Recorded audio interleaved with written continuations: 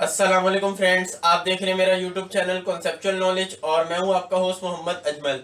Dear friends, आज हमने chapter number 10 parallelogram and triangles जो पढ़ा है, आज उसकी इस वीडियो के अंदर हम लोग रिव्यू एक्सरसाइज जो है उसको कंप्लीट सोल्व करेंगे। ठीक है, मैं आपको इंशाल्लाह जो है वो तमाम फिंदा ब्लैंक जो है वो सोल्व करवाऊंगा ताकि आप लोग को समझ में आ सके। तो चलिए फ्रेंड, हम लोग इसका स्टार्ट करते हैं क्वेश्चन नंबर 1, जिसमें हम लोग पढ़ेंगे फिंदा ब्लैंक्स।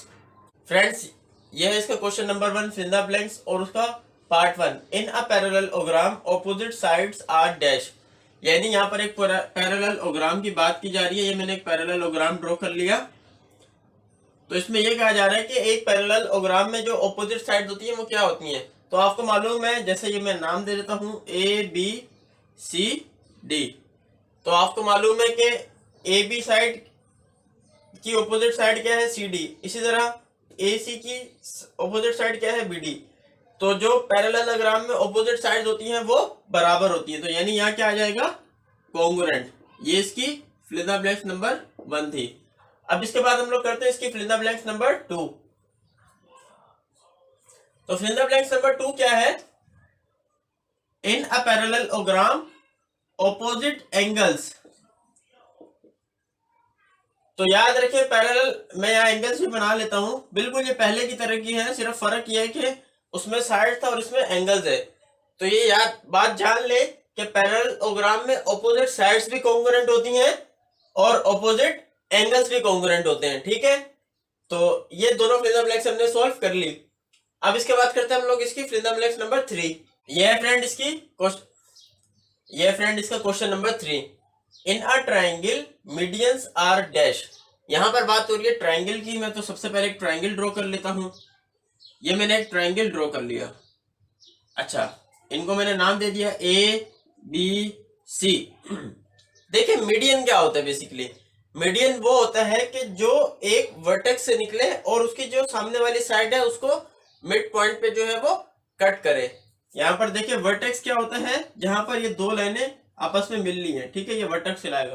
तो ये वर्टेक्स से एक लाइन निकली जो सामने वाली साइड क्या है उसकी ऑपोजिट ए सी, उसको मिड पॉइंट पे कट कर दे। यानी इसने इसको यहाँ पर कट कर दिया, इसको हमने नाम दे दिया डी का। इस तरह सी वर्टेक्स से एक लाइन निकली जिसने सामने वाली साइड ए बी को मिड पॉइंट पे कट कर दिया, इसको हमने नाम दे दिया ई का।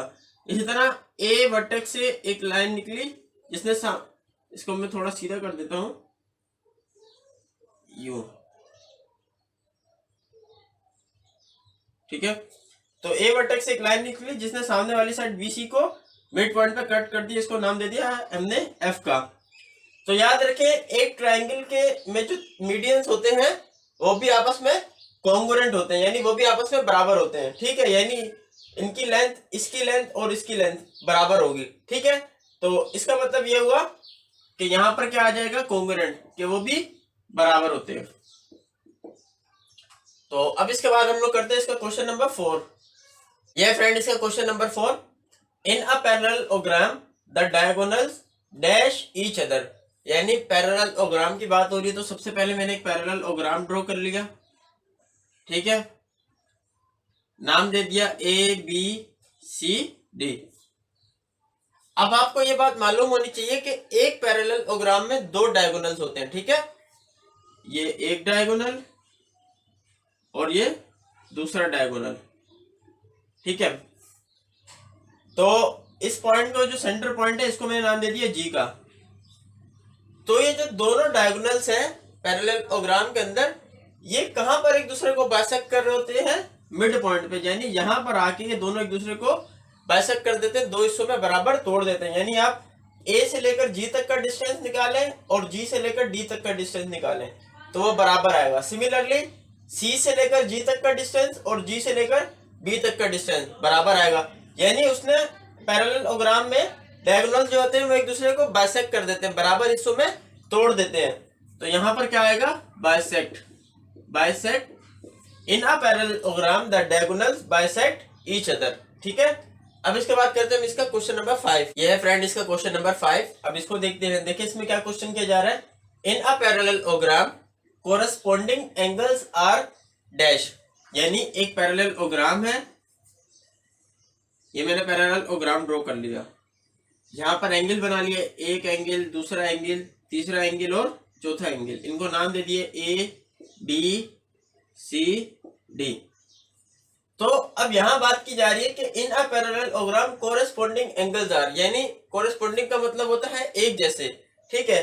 अब आप देख सकते हैं कि इस ट्रायंगल जो पैरेललोग्राम है इसमें सी के जैसा कौन सा एंगल आपको नजर आ रहा है, तो वो आपको बी नजर आ रहा है। इसी तरह ए जैसा एंगल आपको कौन सा नजर आ रहा है, जो डी आ रहा है, यानी उसके सामने वाला, ठीक है। तो इस तरीके से पैरेललोग्राम में जो कोरेस्पोंडिंग एंगल्स होते हैं वो भी बराबर होते हैं, यानी अगर ये 90 का तो वो भी 90 का, ये 90 का तो वो भी 90 का होगा। तो इस तरीके से यहाँ पर क्या आ जाएगा, कॉन्ग्रुएंट, यानी वो बराबर होते हैं, या फिर आप इक्वल भी लिख सकते हैं। ये इसका आंसर है। अब इसके बाद करते हैं हम लोग इसका क्वेश्चन नंबर 6।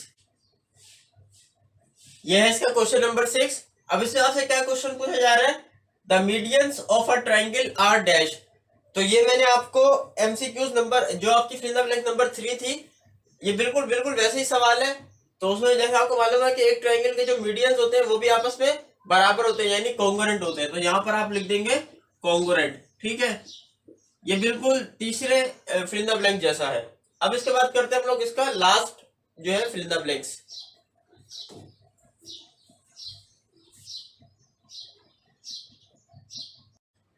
ये है फ्रेंड इसका क्वेश्चन नंबर 7।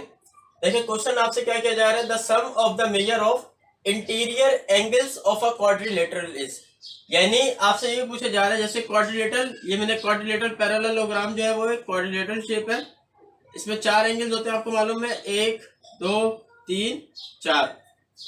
तो इन चारों का ये सारे इंटीरियर एंगल्स कहलाते हैं, ठीक है, ए बी सी और डी। इन चारों का जो सम होगा वो किसके बराबर होता है, 360 के, यानी angle A plus angle B plus angle C plus angle D, इन तीनों का, इन चारों का जो सम है वो किसके बराबर है, 360 के। आपकी बुक में पीछे रॉन्ग आंसर है, करेक्ट आंसर जो है वो ये है 360 डिग्री, ठीक है फ्रेंड्स। तो क्वेश्चन नंबर 1 में मैंने आपको 7 की 7 फिल द ब्लैंक्स एक्सप्लेन भी कर दी और समझा भी दी है। आई होप कि आपको समझ में आ गई होंगी। अब इसके बाद हम लोग क्वेश्चन नंबर 2 करेंगे एमसीक्यूज का। अब हम फ्रेंड्स इसका करेंगे क्वेश्चन नंबर 2 एमसीक्यूज का, यानी टिक द करेक्ट आंसर। अच्छा, आपको साइड में क्वेश्चन गिवन आ रहा होगा, ठीक है, क्वेश्चन नंबर 1, ठीक है, और उसके हिसाब से जो है हमने इसको सोल्व करना है। देखिए पहला क्वेश्चन ये है कि diagonals of a square are dash to each other, यानी यहाँ पर एक स्क्वायर की बात हो रही है। मैं पहला सोल्व कर रहा हूं, ठीक है। स्क्वायर शेप क्या होती है, देखिए ये स्क्वायर शेप मैंने ड्रॉ कर लिया। स्क्वायर शेप वो होती है कि जिसकी जो चारों साइड्स होती हैं वो बराबर होती है, यानी ए और बी ये बराबर होगी किसके, ए बी का डिस्टेंस किसके बराबर होगा, बी डी के।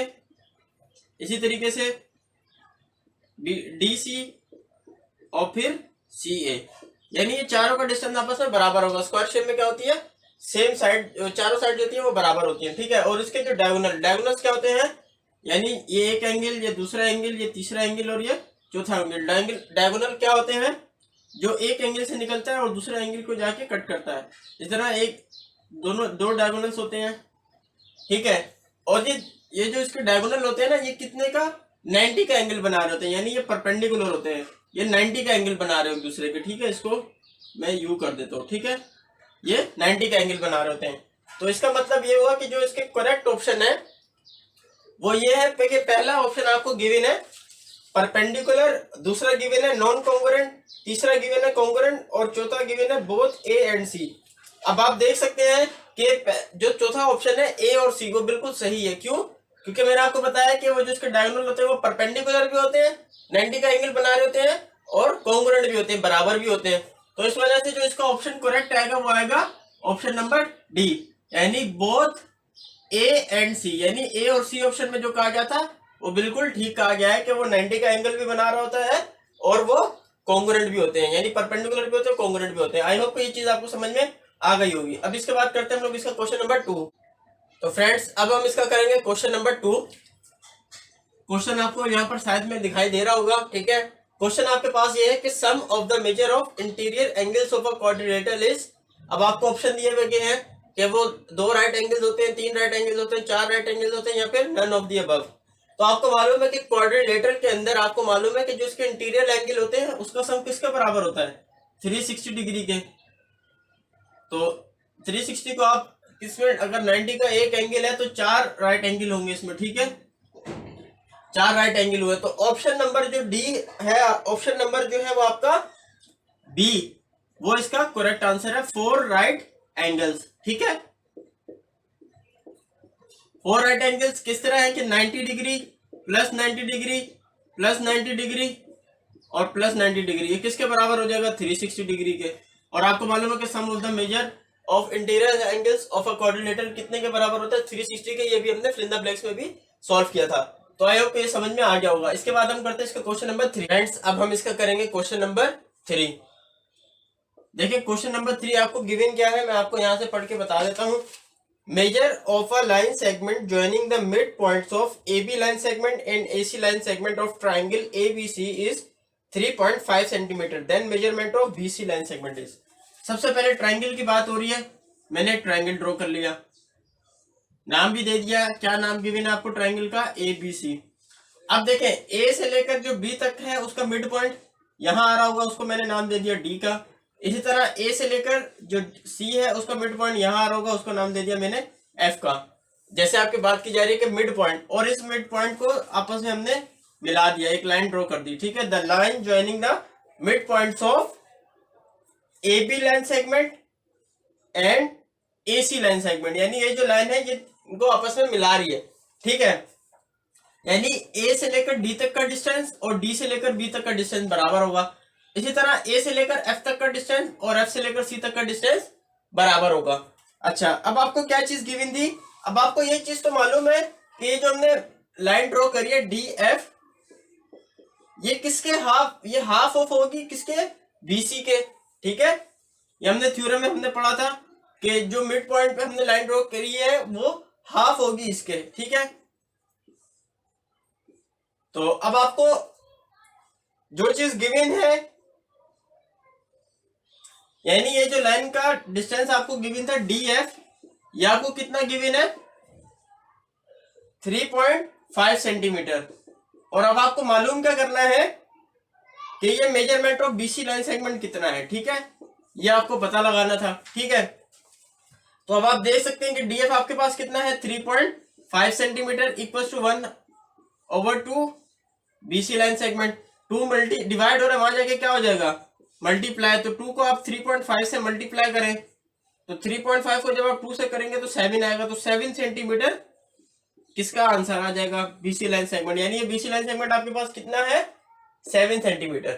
तो आई होप कि ये चीज आपको जो है वो समझ में आ गई होगी। इसका जो करेक्ट ऑप्शन है वो ऑप्शन नंबर डी है, 7 सेंटीमीटर। तो फ्रेंड इसके बाद हम लोग करते हैं इसका क्वेश्चन नंबर 4।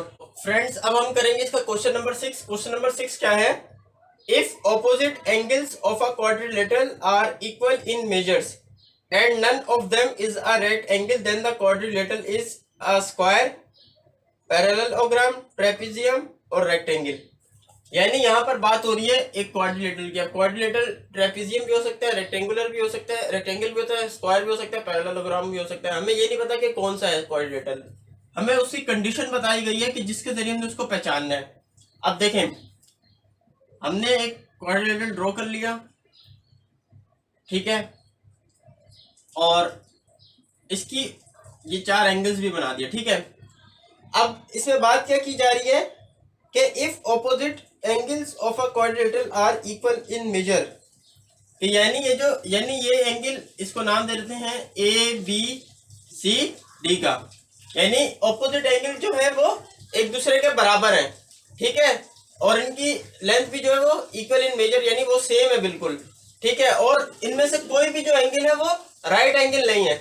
तो आप देख सकते हैं कि पैरेललोग्राम की जो है वो कंडीशन प्रूव हो रही है कि पैरेललोग्राम में आपको मालूम होता है कि ऑपोजिट एंगल्स कॉन्ग्रुएंट होते हैं और उसमें कोई भी जो है वो राइट एंगल नहीं होता, यानी 90 डिग्री का एंगल नहीं होता है। तो ये कंडीशन किसकी है, पैरेललोग्राम की।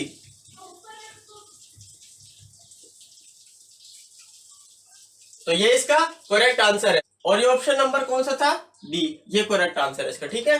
आई होप ये चीज समझ में आ गई होगी कि क्वाड्रिलेटरल में आपको मालूम है कि पैरेललोग्राम में जो ऑपोजिट एंगल्स होते हैं वो बराबर होते हैं और उनमें से कोई से भी चारों एंगल में से कोई भी जो एंगल है वो 90 डिग्री का नहीं होता है, ठीक है। तो अब फ्रेंड हम लोग करते हैं इसका क्वेश्चन नंबर 7। अब हम इसका करेंगे क्वेश्चन नंबर 7। देखिए क्वेश्चन नंबर 7 में आपसे क्या पूछा जा रहा है कि centroid is the common point of intersection of. Centroid होता क्या है, जैसे हमने मालूम एक ट्रायंगल ड्रॉ किया, आपको मालूम है कि इसके हम 3 मीडियंस होते हैं, यानी एक मीडियन जो एक एंगल से निकले, वर्टेक्स से निकले और सामने वाली साइड को 2 हिस्सों में कट कर दे। इनको मैं नाम दे देता हूं। इसी तरह यहां से एक और यहां से एक मीडियन निकला, ठीक है। तो आपको मालूम है कि ये जो पॉइंट होता है ये क्या होता है, सेंट्रोइड कहलाता है, ठीक है।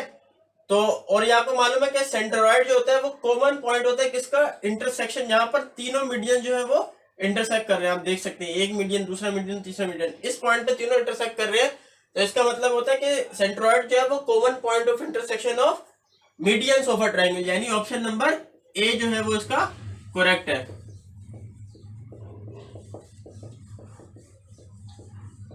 इसके बाद हम लोग करते हैं इसका क्वेश्चन नंबर 8।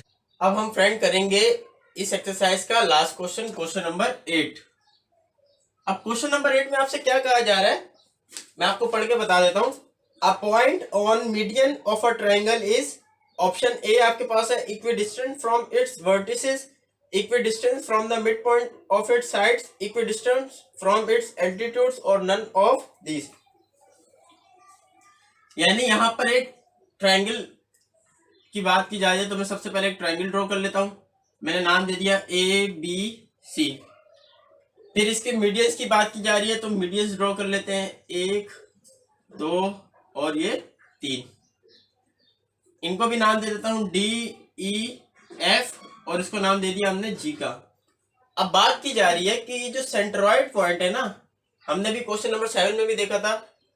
बात ये की जा रही है कि सेंट्रोइड पॉइंट से किसी भी जो साइड का मिड पॉइंट है उसका डिस्टेंस सेम होगा, यानी जी से लेकर, ये साइड है ना ए बी, इसका मिड पॉइंट क्या है डी, तो जी से लेकर डी तक का डिस्टेंस, जी से लेकर ई तक का डिस्टेंस और जी से लेकर एफ तक का डिस्टेंस ये बराबर आएंगे, ठीक है। तो बस ये आपको बताना था कि सेंट्रोइड पॉइंट से जो साइड है उसका जो मिड पॉइंट है उसका डिस्टेंस वहां से लेकर बराबर तो होगा, ठीक है। तो ये इसमें ऑप्शन नंबर जो है वो आपका बी जो है वो करेक्ट है। अब ये बी क्या था वो आप देख सकते हैं कि equidistant from the mid points of its side, ये इसका करेक्ट आंसर है। तो फ्रेंड्स आज की वीडियो में हमने रिव्यू ऑफ एक्सरसाइज जो 10 थी उसको कंप्लीट किया। सारे क्वेश्चन आपको मैंने एक्सप्लेन किए डिटेल में। आई होप कि ये आपको समझ में आ गए होंगे। तो फ्रेंड मेरे चैनल को जरूर सब्सक्राइब कीजिए, बेल आइकन पे भी प्रेस कर दीजिए और अपने फ्रेंड के साथ जरूर शेयर कीजिए ताकि आने वाली जो नई वीडियोस में अपलोड करता रहता हूँ आप तक पहुंच सकें। मिलते हैं फ्रेंड नेक्स्ट वीडियो में, इजाजत दीजिए, अल्लाह हाफिज।